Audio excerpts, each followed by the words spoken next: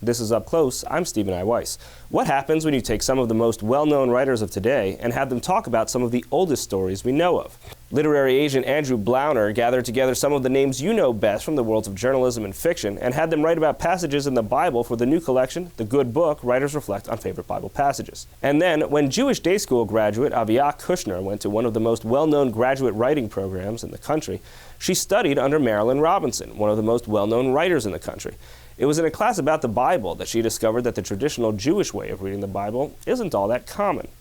That led to her book, The Grammar of God, a journey into the words and worlds of the Bible. But first, here's my interview with Andrew Blauner.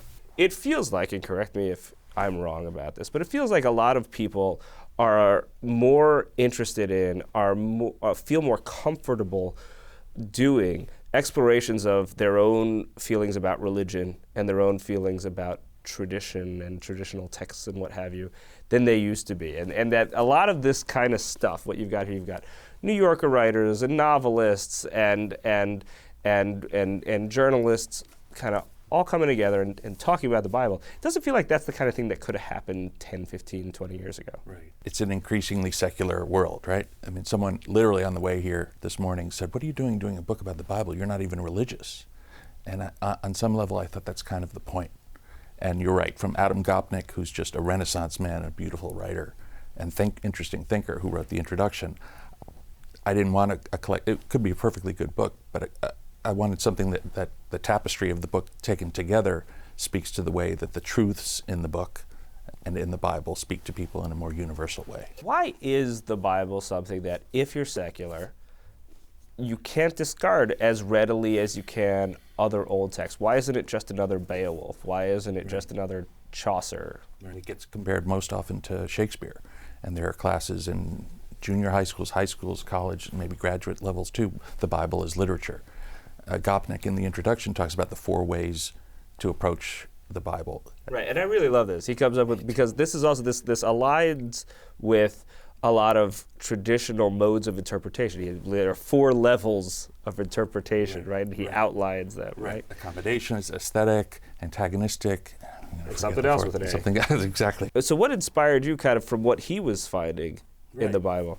Maybe I shouldn't say this, but I'm one of the least, quote-unquote, traditionally, conventionally defined religious people I know, but I'm also one of the more curious ones. And there were different beats along the way. As a kid, I mean, I got a C- in religion in 7th grade, and I went to see Godspell, and we did Joseph and the Amazing Technicolor Dreamcoat in school. Years later, I just sort of took stock in a way and realized how often people, including myself, were invoking passages from the Bible. Whether in some cases people knew that they were or not, whether it was turn the other cheek, my brother's keeper, the Good Samaritan, an eye for an eye, on and on and on. And then you see these manifestations come up. After September 11th, there was a study or statistic that the number of people buying and reading the Bible spiked up, and not quote unquote religious people.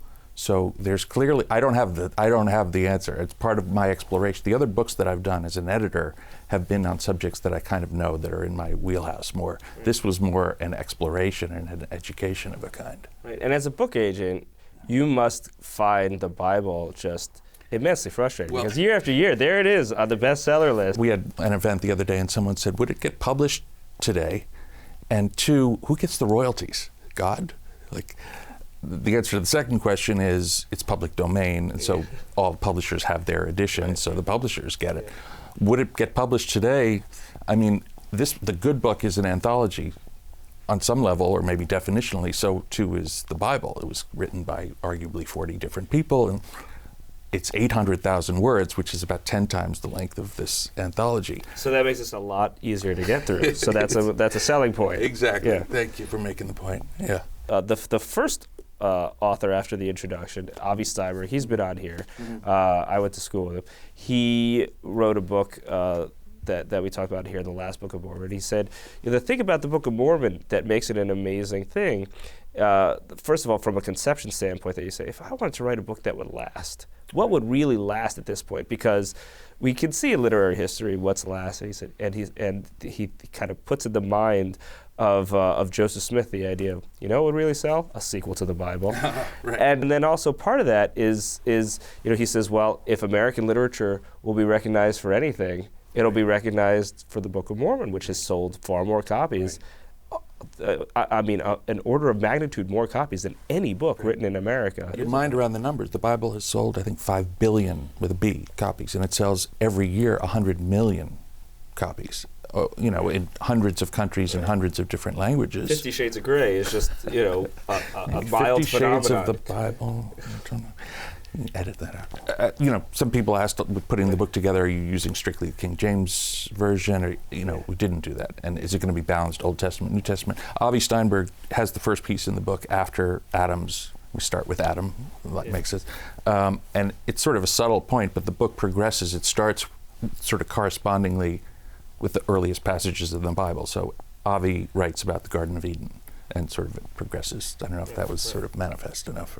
And what were some of your favorite insights that you came upon as you were editing this? On some level, there's the paradox or the full circle cycleness of the ways and the many almost endless, infinite, universal ways that this book, not the good book, but the Bible continues to speak. Gopnik talks about, it's not a question of whether we're still reading it, whether we literally are or not, we're still living it.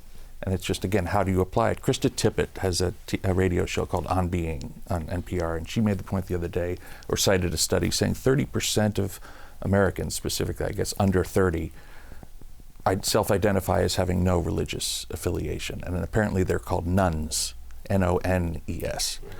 And yet that doesn't seem to take away from the meaning. I mean, some people live their lives according to do unto others or the Ten Commandments. And again, if you ask them, are you a religious person, they might give you all different kinds of answers. Religious versus spiritual. And it calls to mind, there's this famous quote by Leon Sachs, a University of Chicago professor, that the stories of Genesis aren't about what happened, they're about what always happens. That these family disputes, that these entanglements that we find ourselves in, these questions of where to go and what to do and who to listen to, are just in everybody's lives all the time. Oh, I see. Right. Are the stories predictive or prescriptive? There's so much about family, about love, life, death, suffering, guilt, sex, violence. I mean, I was wondering about this. Why wouldn't you create a religion based on Shakespeare, right? Why wouldn't you create a religion based on some large body of text by a single author or multiple authors that just says, all right, here's our body of text and we're going to go out and create a religion based on it. One of the things that the Bible has going for it, and that the traditional uses of the Bible by various religions have going for it, is that there's diversity there. There's diversity of thought. There's diversity of philosophy. That if you go from Genesis to Ecclesiastes to the Book of Esther to, obviously the New Testament adds a whole new twist on everything that came before it. That there's a lot of ways of being and living and thinking there. Right. And it also occurred to me that in the Jewish tradition in particular, we have readings of different of these books at different times of the year, and how that might reflect those times of the year. And then also that someone might decide, in my 20s, I was really an Ecclesiastes person. And in my 30s, Song of Songs was really where I found myself. And that is part of what this wide, large, 8,000-page body of text gives you. I think you're right. I think for some people there are some passages or books of the Bible that speak more to them, and then even within the same person, different books at different times. And then I think there are others that somehow, I don't know who among us hasn't been to a funeral where the 23rd Psalm is not invoked and hasn't been moved by that on some level, irrespective of your background. Was there something here that really surprised you when you that you had an idea of how a passage is and how it should be read, or this, that, or the other thing, and then you said, oh, that's a new twist? I don't remember that moment happening.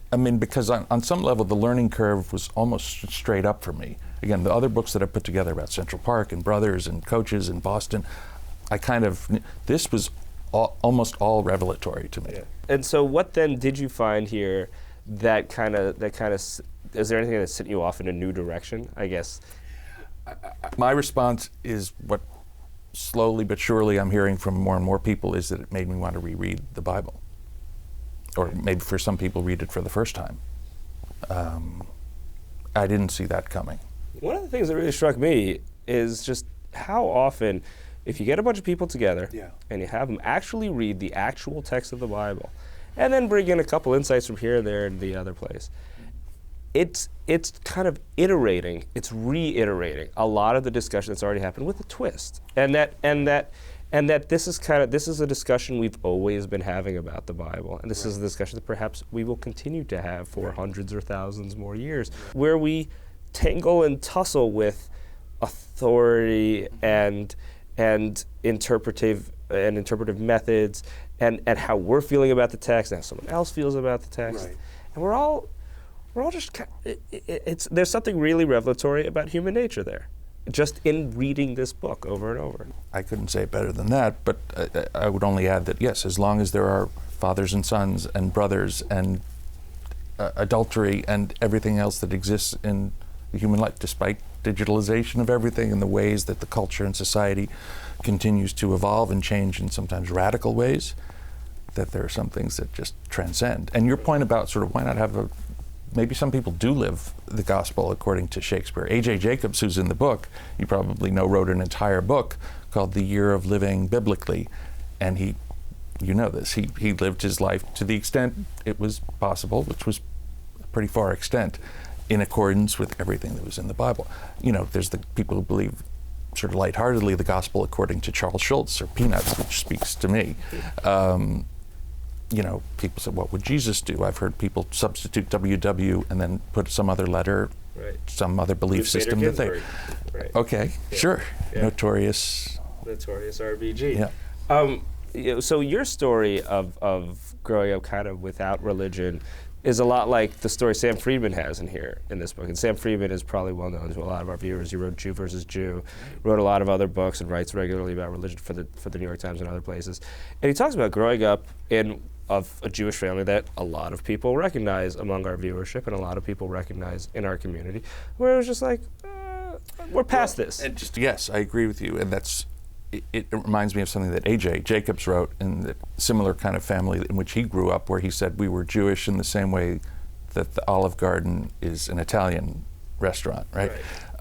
Which I think, you talk about surprises, to me, for Sam is a friend, and I know him, but it was a surprise to me to learn that he grew up in the kind of household that he did. And then the bigger surprise, or irony, if that's what you want to call it, is that he sort of what made him more observant was the experience that he had, that he writes about at great length and detail, writing about a black church. Right, so how did that happen for him? Oh God. I mean, he was on the Van Wyck Expressway, and he was working at the Times, I think, at the time, and he was debating, he wanted to write about a black church for whatever reason. We all sort of have the drives to do what we want to do. And again, there's a long trajectory of the story, but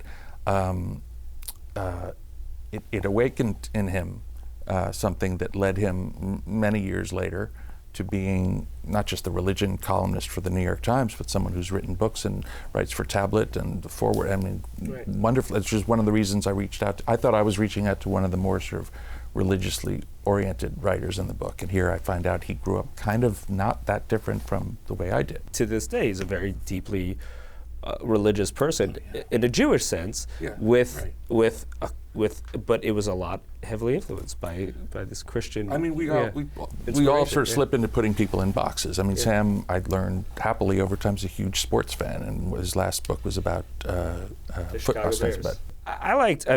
Michael Eric Dyson does a piece about Abraham and Isaac, which is, that is the worst story in the Bible for almost everybody, right? What's the worst? What's your version of the worst story? How do you mean worse? Going to kill your son is a very bad thing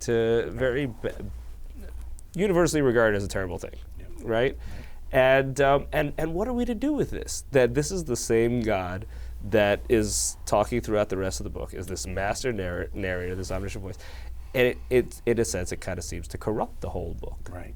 Isn't that why a lot of people sort of condemn the Bible or dismiss it out of hand? Because look at its treatment of women or homosexuals, or it's teaching us to spare the rod. Dyson, Michael points out that that's not from the Bible. The child is not from the. In fact, but that people do use quotes that are quite similar. Right. Right. And how do we deal with these stories that that feel bad. And, well, right. And is it fair play to sort of take an a la carte approach to it and say, okay, this speaks to me, so I'll abide by this, or incorporate that with my belief system, but this doesn't? I mean, who's to say, right? Right. And how did that make you feel? You're someone who's edited an anthology about brothers and is, thinking a lot about these family issues. And you just go with these family stories. Well, you asked surprises. One of the surprises on a different kind of level was that nobody chose some of the sections that I thought they would have or that I might have, including Cain and Abel. On the other hand, I did an entire anthology about brothers, and so including a piece by David Kaczynski, who's the Unabomber's brother, who turned his brother in. What better sort of emblem of the question sort of manifesting of, am I my brother's keeper? I also worked with, it could go on about that, but other stories that I thought were not everybody's favorite, but that would be things that people would choose, but that they didn't. Yeah. And so as you're rereading the Bible, in a sense, and rereading it through these stories, what stories in the Bible are standing out to you as like, oh, that's a keeper. Might go back to that one in the future. I mean, Jane Levy, who I don't know if you've had on, but she wrote a book about Sandy Koufax, is writing one now about Babe Ruth. I think like a lot of people, several people in the book sort of welcome the chance to sort of break out of the mold that they're sort of thought of as a sports writer or this kind of writer. And Jane writes about the Ten Commandments incorporating, there's a lot of father stories, which that's a whole other show and a whole other subject. But Jane writes about sort of how her father, who was a pretty well-known, very successful lawyer, sort of said everything you need to know about jurisprudence or practicing law is in the Ten Commandments.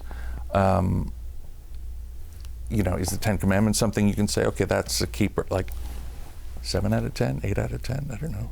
The Pope was here whenever it was 2 months ago, and he was on the floor of Congress. A very Jewish speech to Congress. Exactly. He talked about Moses instead of Jesus. Exactly. Yeah. Right. Yeah. Right. And that's what about, laws of man instead of laws of God. Very Jewish. Right. Very Jewish speech. I thought so too, without even trying to apply a lot of insight or look too hard to find that. But I mean, there's again, Steve and Cokie Roberts, who some of your viewers may know, one or the other, if not both.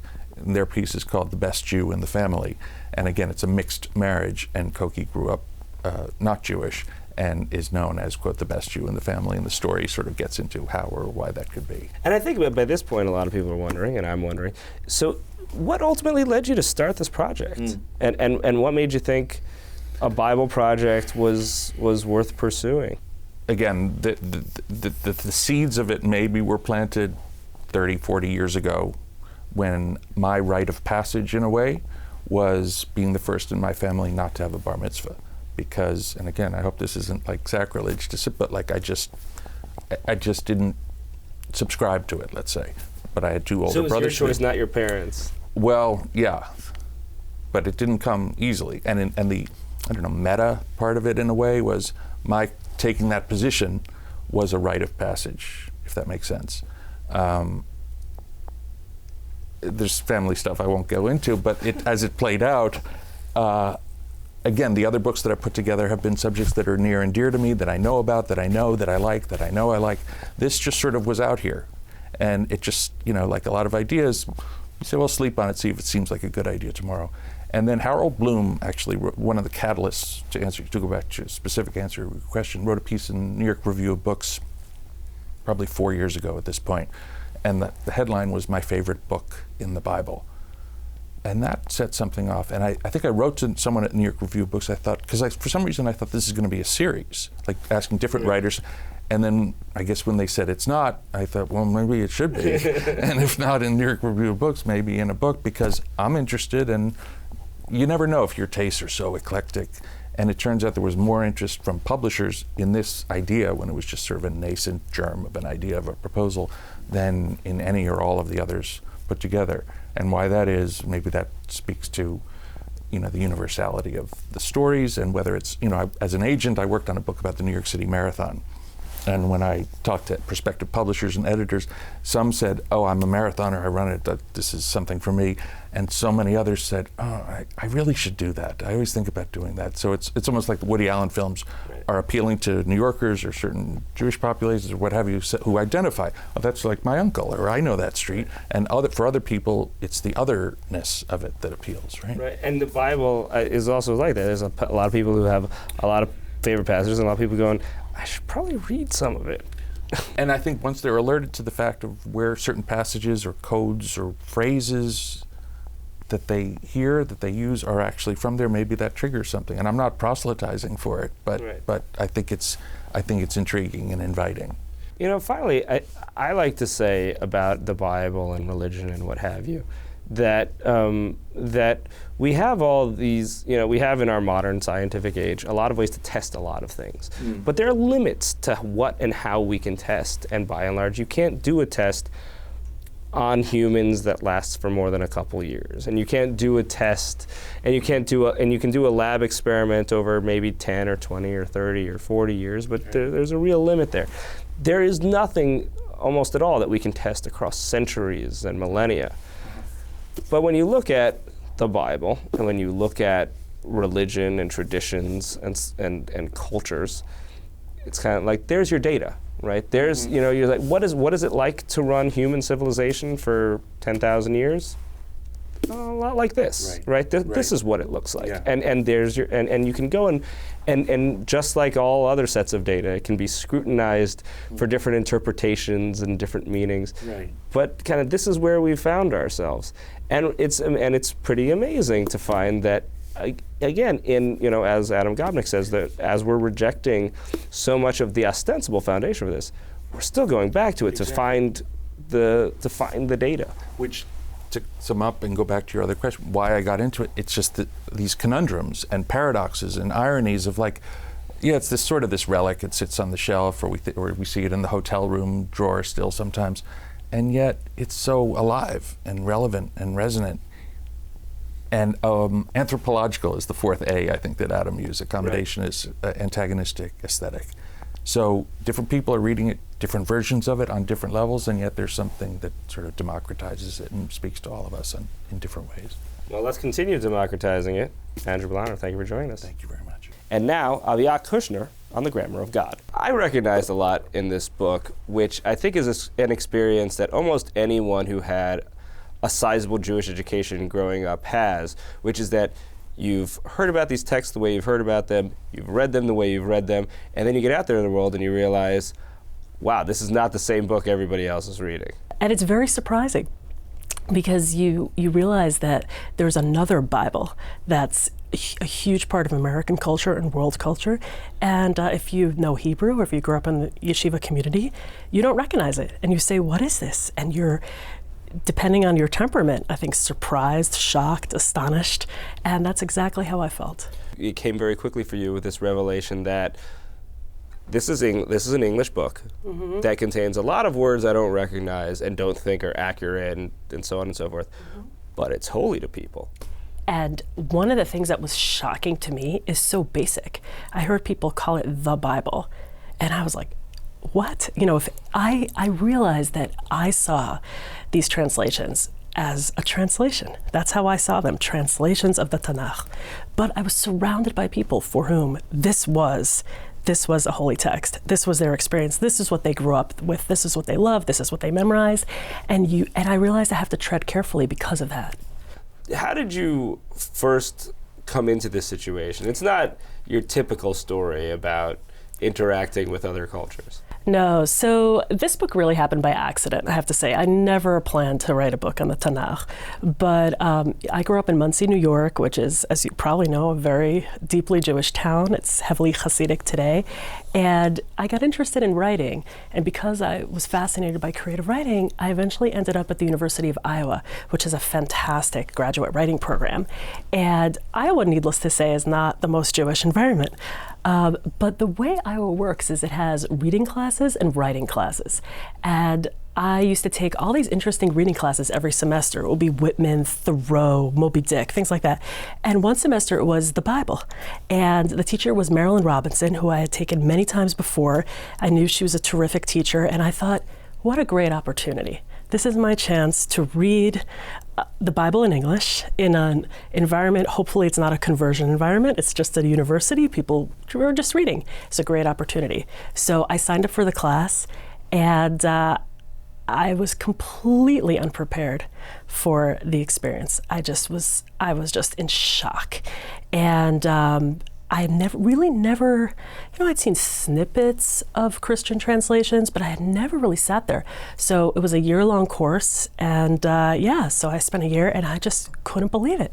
And every time in the class, most people had zero knowledge of Hebrew, and the teacher also didn't know any Hebrew, even though she's a very brilliant woman, knows a lot. Hebrew is not something that she knows. So I just was surprised so often that Marilynne would stop the class and she would say, "Why are you so surprised?" And I would just say, I would have to teach you so much about Hebrew for you to understand why this is surprising. And Marilynne said, "Try," and I did.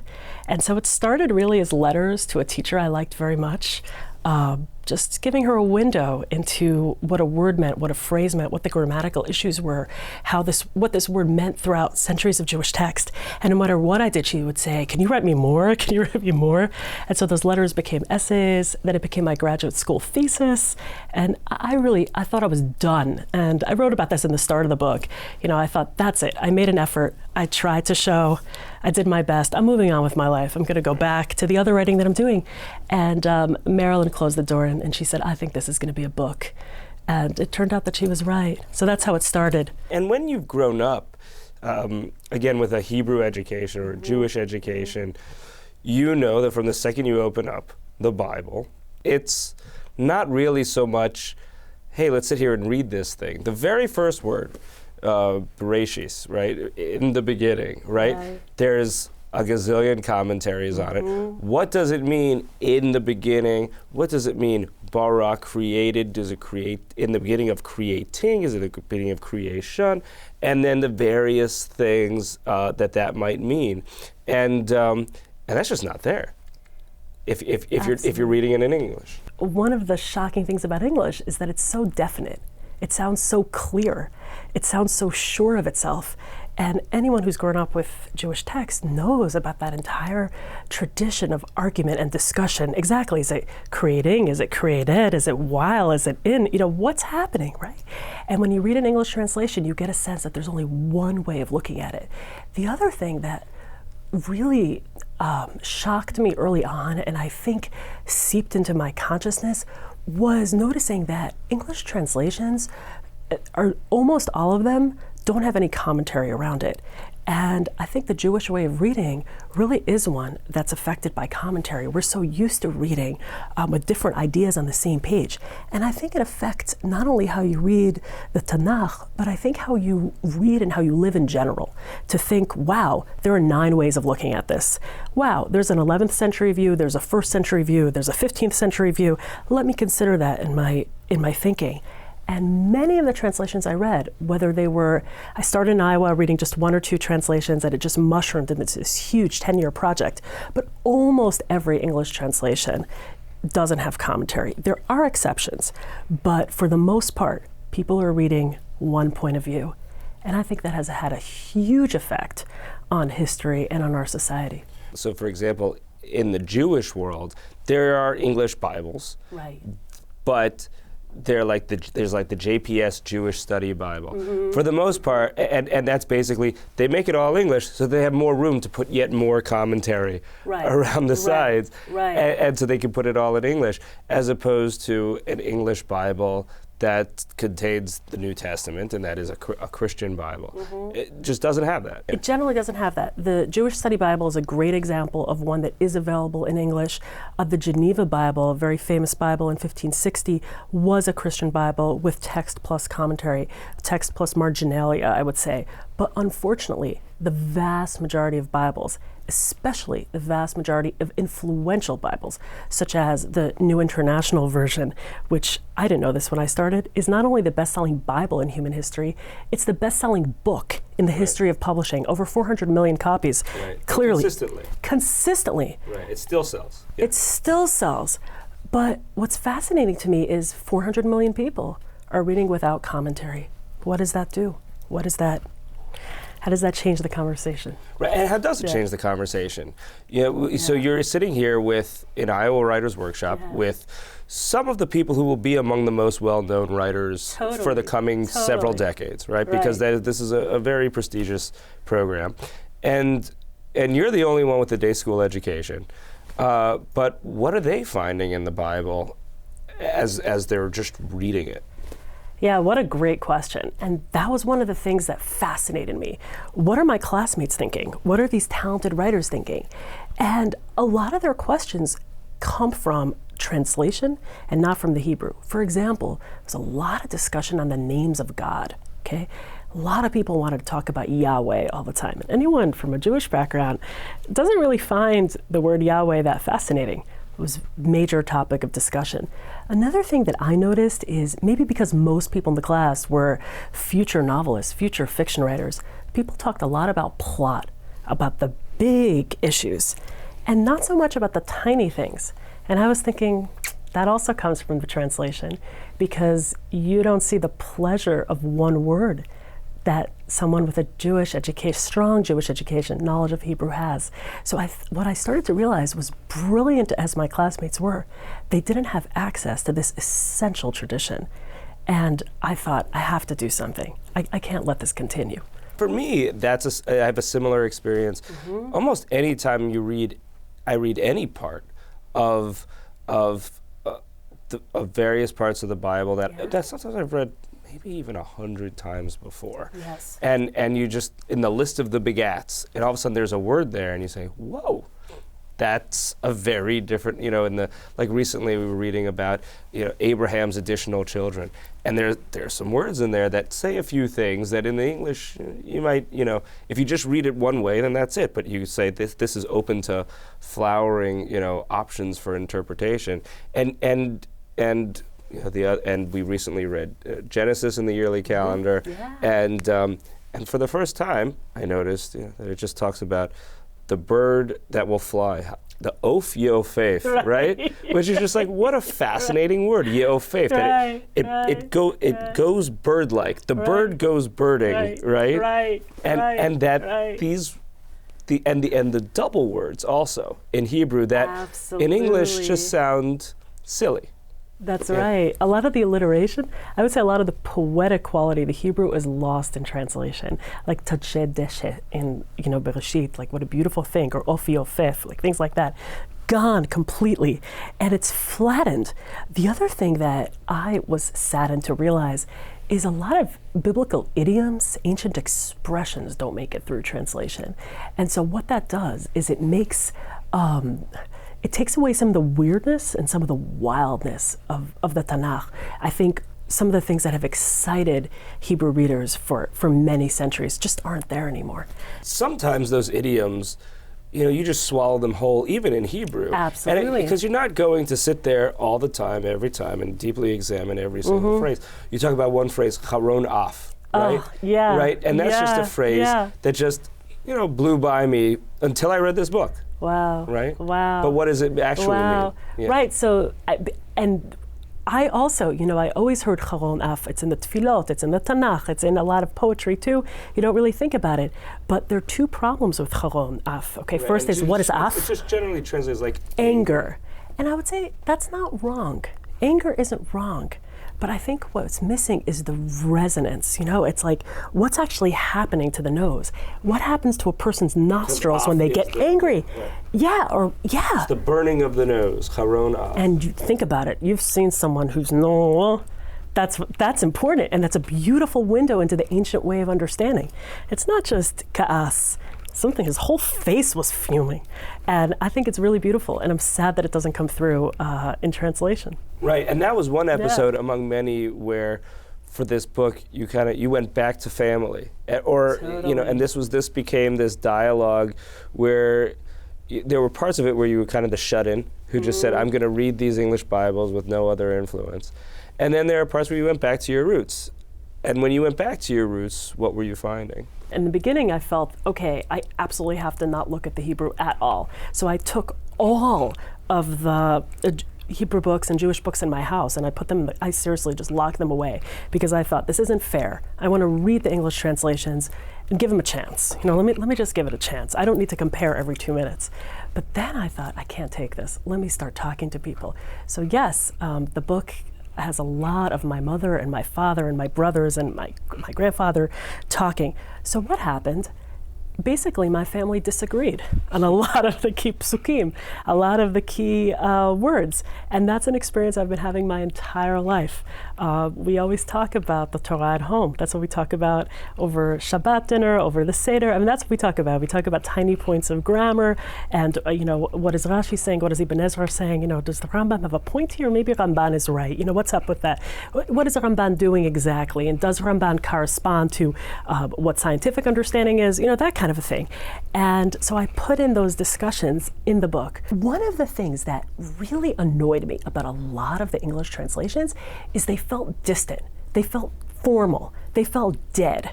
And I was like, this is so not what sitting around a table with everyone who knows this by heart is like. So I thought, no matter what happens in this book, it has to be lively. I wanted the grammar of God to be fun. I wanted it to be argumentative. I wanted it to have a lot of point of views. But most of all, I was like, this has to be alive, because I think what has kept the Tanakh going is people have been talking about it, and I thought that was important to get across. I also think that the Jewish tradition of commentary is really people talking, people discussing, and I thought it might be easier to understand that by using contemporary family members and not just people from the 11th, 12th, and 13th centuries. One of the perils of understanding the Bible, no matter what language you have, is the what academics refer to as the hapax legomena. Right. These words that are just unique. Right. They exist there and nowhere else. Right. So you guess what they mean. And as you tackle this project, how were you guessing? Great question. So yes, it is a big problem, and it's been a problem for scholars, a problem for translators. What do you do when there's a word that's only appeared once? What do you do even when there's a word that appears twice? You have no context. You don't know what to do. So what I try to do is I try to trace that for the reader. Like, I wanted to show, one of my goals with the Grammar of God was to let a reader see what's happening. So, for example, I quoted Ibn Janach. I tried to show what is his question, what is his problem, what's going on here. And sometimes I quoted a modern dictionary to show the same problem. So that was really my strategy. Let me quote other people, see how they've worked with this. And the other thing I tried really hard to do was show how sometimes no one knows. And I think that's one of the awesome things about reading Rashi, is that he just says, "Eneni yodea," I don't know. And I thought that was so beautiful and so moving from such a major thinker. So I wanted to show the reader that too, that it's not like we know everything. We don't know some things. It's okay. And I wonder if in approaching this, you ever felt like the unadorned text was something that was, in a sense, authentic to your life. In the sense, you go to synagogue and they read it, and that is the way it's been done for the most part for 2,000 years. Yeah. That you go to a synagogue and they're just reading it from a scroll that has no commentary, doesn't even have vowels and cantillations. Right. It's just no punctuation, and it's just this unadorned text. How did you feel about that text in the end after seeing all these other unadorned texts? I was very worried throughout the years of writing this book that I would lose my Hebrew. I was very worried about it. I grew up speaking Hebrew, and here I was spending so much time with English, and most of all with Christian views, and I was very worried about it. But that's not what happened. In the end, I found that I really loved that original experience that I had had, and that I was still able to feel close to it. I think I saw it differently because I saw what had happened to it, but I still felt that. And I do when you think about an authentic experience, the issue is how authentic even is a written scroll. There were centuries where the Torah was just read out loud. And someone I talked with, he's a law professor, moved me very much when he said he always understands the Torah as law being read out loud. And I thought, that's interesting, Like your town crier. Correct. And so where does the authenticity begin? I don't really know. But I do know that despite it all, I ended up with the deep love for the Hebrew that I started with. But I think something I didn't expect, and that was an appreciation for the labors of translators. Didn't expect to feel that way. But I realized my classmates, for the good or for the bad, they have something. They would have had nothing without all these translators. And I think I also had a deep appreciation for Jewish scholars. I never really thought about it, but this is going to sound very weird, okay? But what I realized was that the Mefarshim had given us their own lives. And I didn't understand that until I dove into this. I don't think, I think many of us enjoy Rashi, enjoy Ibn Ezra, enjoy Radak, but I never sat there thinking about Radak's personal life. What was he doing all day? How many years did this take? And what I realized is that many of our great commentators took 30, 40 years. That's a huge time commitment, a huge gift to the future.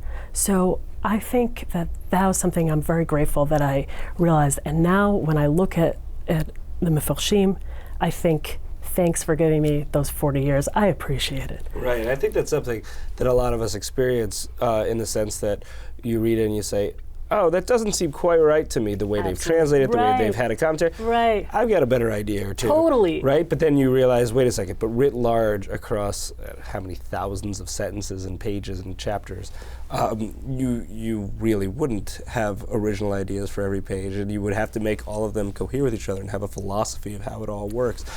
And that's hard to do. But in the coming up with that overall philosophy, that definitely was done by these various commentators and by these various translators. And I wonder, as you saw these translations side by side and the rabbis side by side, did you get the sense that there was fundamentally, either on a range of topics or a range of approaches, or across the entire Bible, something that made some kind of reading, some kind of translation that seemed more essentially Jewish, and some kind of reading, some kind of translation that seemed more essentially Christian or other? Every translation and every commentary is a way of reading. And one of the things that's interesting to think about is that overall view, that overall sense. But it's not just a way of reading, it's a way of seeing the world, a way of understanding God, and I would say most deeply, a way of viewing time. And this was something that I would never have understood if I hadn't spent years reading Christian translations. So what I started to realize is, to my ear, many Christian translations had a sense of foreshadowing, an end point, okay? The sense of time was different. Jewish translations felt, to me, more circular, more open. They had a weirder sense of ending. It didn't feel like things were stopping. Part of this, of course, is the arrangement of the Tanakh. There are parashot in Jewish tradition and Christian tradition. There are not. There's that going on too. But I do think that a writer's overall view of God, an overall view of time, seeps into every line of the translation. And that was an amazing thing to realize. And I can tell you, with the timing thing, the rabbi of my home shul in Muncie came up to me on Rosh Hashanah, and he said something very interesting. He read the book fast. And so he was like, what's going on with, well, his accent is a little different than mine, but en mukdam u'meuchar b'Torah, okay? So he was like, I know, why does that matter, Right. And which is a phrase that means? There is no early and no late in the Torah, okay? There's no early and no late. The commentators just say. Totally, and they throw it off the cuff all the time. It's a major klal of reading. It goes back more than 2,000 years, and they throw it around. Nobody really, I didn't think about it too much either. But when I started reading all of these Christian translations, I thought, wait a second, the Christian sense of time and the Jewish sense of time are not the same. And that's an important rule of reading. That matters.